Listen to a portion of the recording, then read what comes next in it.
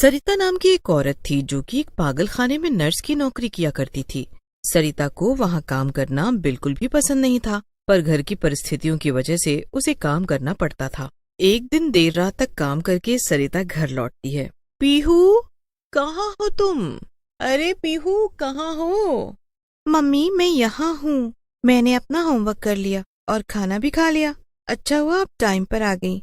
हम दोनों का फेवरेट सीरियल टीवी पर शुरू होने वाला है। अच्छा पीहू, ऐसा क्या? फिर तो तुम टीवी ऑन करो, मैं अभी अपना खाना लेकर आती हूँ।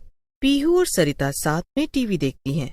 पीहू सरिता की इकलौती बेटी थी और पीहू के अलावा सरिता का दुनिया में कोई भी नहीं था। टीवी देखने के बाद सरिता और पीहू आपस में बातें करने लगती हैं। मम्मी, और क्या चल रहा है हॉस्पिटल में? अरे क्या ही बताऊं पीहू, मुझे तो लगता है कि इस मेंटल हॉस्पिटल में काम करते करते मैं भी मेंटल ही हो जाऊंगी एक दिन। ऐसा कुछ नहीं होगा मम्मी, आपने दूसरे पास के हॉस्पिटल में भी तो नौकरी के लिए अप्लाई किया है ना? हाँ पीहू, बस मेरी भी उस पास के हॉस्पिटल में नौकरी लग जाए तो मेरा पीछा छूटे इस पागल खाने से। हाँ मम्मी, ऐसा ही होगा, देखना। बस कुछ दिन और, फिर आपको इस पागल खाने से छुट्टी मिल जाएगी। फिर आप भी आराम से नौकरी करने जाया करेंगी, वो भी बिना किसी टेंशन के।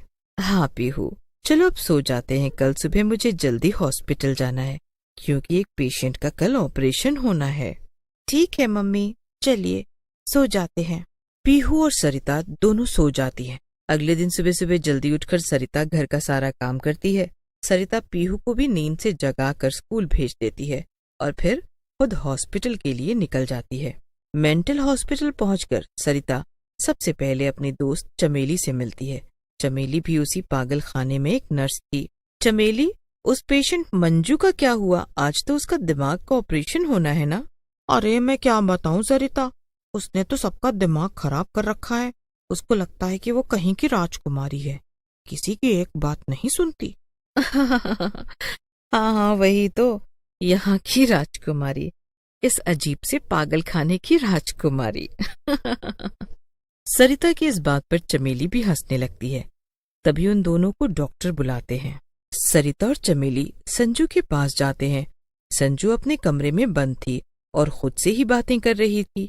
चमेली और सरिता को आता हुआ देखकर वे उन दोनों से कहती है, अरे कहाँ चले आ रहे हो तुम दोनों? तुम दोनों को पता नहीं क्या कि राजकुमारी के कक्ष में सिर्फ पूछ कर ही आते हैं? ऐसे मुंह उठाकर कहाँ चले आ रहे हो? क्या तुम्हें मैं सजाए मौत सुना दूं? हाँ हाँ, बड़ी आई राजकुमारी कहीं की। चलो जल्दी हमारे साथ चलो, आज तुम्हारे दिमाग का ऑपरेशन होना है, उसके बाद हमें आराम से सजाए मौत सुनाती रहना। तुम्हें तो बिल्कुल भी तमीज नहीं, अपने देश की राजकुमारी से तुम ऐसे बात करोगी? सेवकों, जाओ इसे काल कोठरी में डाल दो। सरिता और चमेली जबरदस्ती संजू को कमरे से बाहर ले जाने लगती हैं। तभी अचानक से संजू उन दोनों से छुड़ाकर खुद को छत पर भाग जाती है और वहां से नीचे कूद जाती है। इस पर पूरे पागल खाने में हड़कंप मच जाता है। डॉक्टर सरिता और चमेली को लापरवाही की वजह से काम से निकाल देते हैं। उधर संजू मरने के बाद एक चुड़ैल में बदल गई थी और वो खुद को अभी भी राजकुमारी चुड़ैल ही समझ रही थी। ये क्या, मैं तो चुड़ैल बन गई? पर कोई बात नहीं, मरने के बाद भी एक राजकुमारी राजकुमारी ही रहती है, भले ही वो चुड़ैल क्यों ना बन जाए। अब से मैं राजकुमारी चुड़ैल, पर सबसे पहले मैं उन दोनों दुष्ट लड़कियों को सजा दूंगी जिनकी वजह से मैं मरी। क्या नाम था उसका? हाँ, सरिता और चमेली। अब उन्हें सजाए मौत सुनाऊंगी।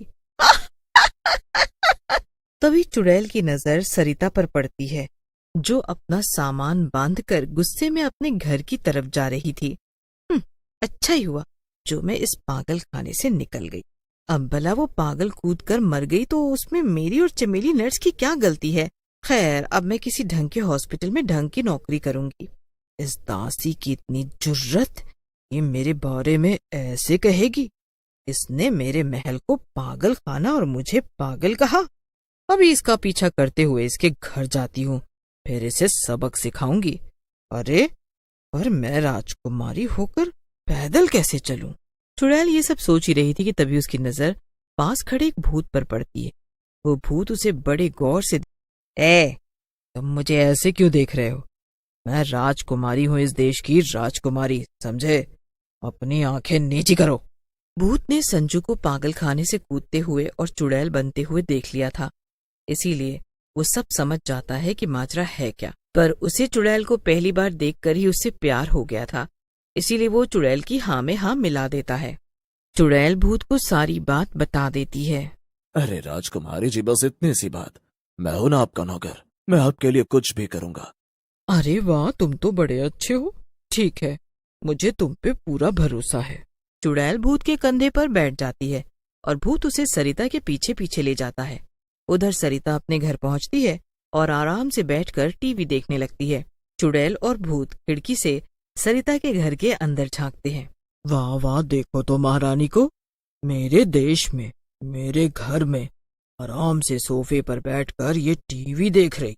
इसकी इतनी हिम्मत। सुनो मेरे प्यारे नौकर, जल्दी से मुझे अंदर जाने में मदद करो, फिर मैं सरिता की बच्ची को देखूंगी। भूत पहले ही खिड़की को जादू से खोल देता है और चुड़ैल को अंदर जाने में मदद करता है। इसके बाद भूत खुद खिड़की से ही घर के अंदर कूद जाता है। सरिता भूत और चुड़ैल को एक साथ देखकर डर जाती है। अरे अरे, कौन हो तुम दोनों और कहाँ घुसे चले आ रहे हो? लगता है तूने इस देश की एक लौती राजकुमारी को पहचाना नहीं। मेरी वजह से ही मैं चुड़ैल बन गई। मेरी दूसरे देश के राजकुमार से बस शादी होने ही वाली थी, पर तूने आकर सब बिगाड़ दिया। क्या तू वही पागल है? अरे मरने के बाद भी तेरा पागलपन खत्म नहीं हुआ क्या? तू मुझे पागल कह रही है? अब तो मैं तुझे बिल्कुल नहीं छोड़ने वाली। पर सरिता कुछ कर पाती इससे पहले ही चुड़ैल उसको हवा में लटका देती है। उधर पीहू स्कूल से जब घर लौट रही थी तो वो घर के बाहर से ही सारी आवाजें सुन लेती है और उसे शक हो जाता है कि अंदर कुछ तो गड़बड़ जरूर। पीहू खिड़की से अंदर झांक कर सब कुछ देख लेती है। अरे ये सब क्या हो रहा है? अब मैं क्या करूं? मम्मी को कैसे बचाऊं? कुछ समझ नहीं आ रहा। एक काम करती हूँ, चमेली आंटी के पास जाती हूँ, शायद वो ही कोई हल निकाले। पीहू दौड़ती हुई चमेली आंटी के पास जाती है। अब जाकर राजकुमारी खुश हुई और मेरे प्यारे नौकर, तुम्हें तो मैं अपना सेनापति बनाऊंगी।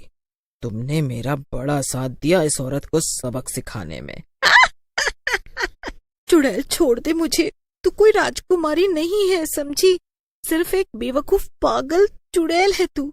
सरिता की इस बात पर चुड़ैल को बहुत गुस्सा आ जाता है। इस औरत की इतनी ज्यादा हिम्मत, इतनी सजा पाने के बाद भी इसे अकल नहीं आ रही है। रुक, अभी तुझे बताती हूँ। चुड़ैल सरिता को जमीन पर पटक देती है और उसका गला दबाने लगती है, जिससे सरिता का दम घुटने लगता है।